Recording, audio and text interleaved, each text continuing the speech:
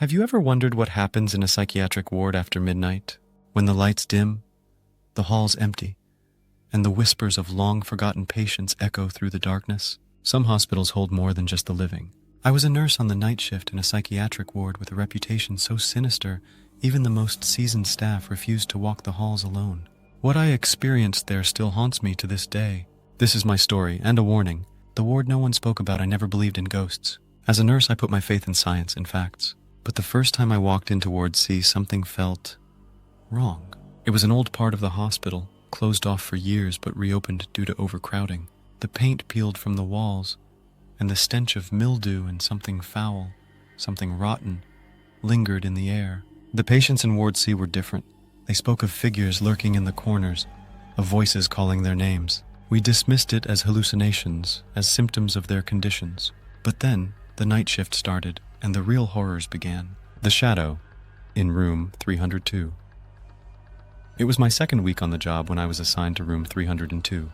The patient inside, an elderly woman named Margaret, refused to sleep.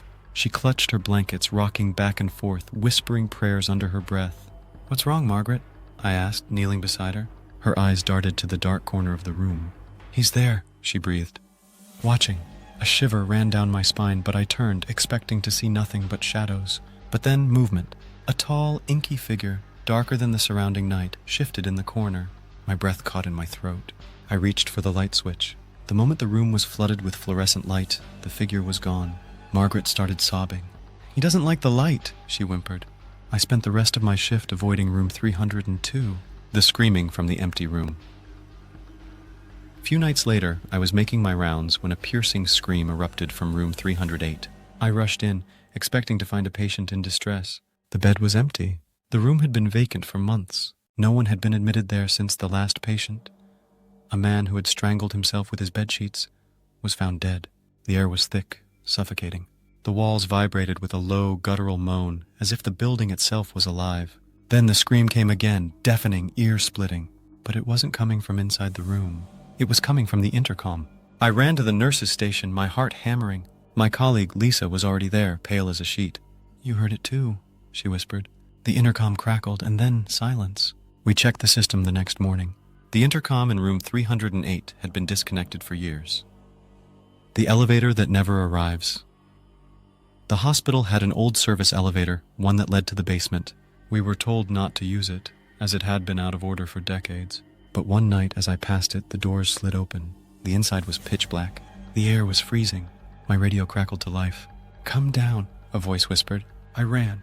The next morning, the elevator was locked, just as it had always been. But the cameras? They caught something. The elevator doors had opened by themselves, and in the darkness inside, two faint, glowing eyes stared back.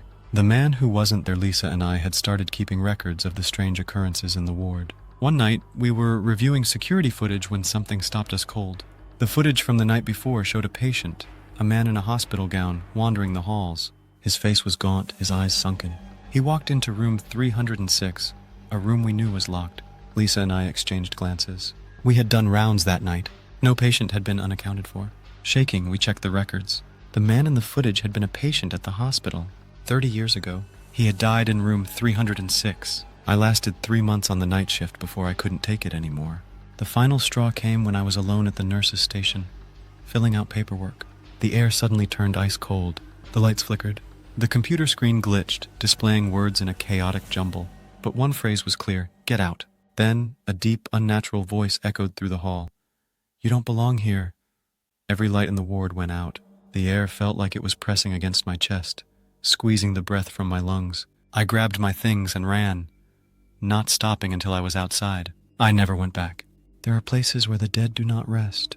The psychiatric ward of that hospital was one of them. I still dream about it. I still wake up in cold sweats, convinced that the whispers are real, that the shadows still watch me dot. If you ever find yourself working the night shift in a haunted hospital, remember this.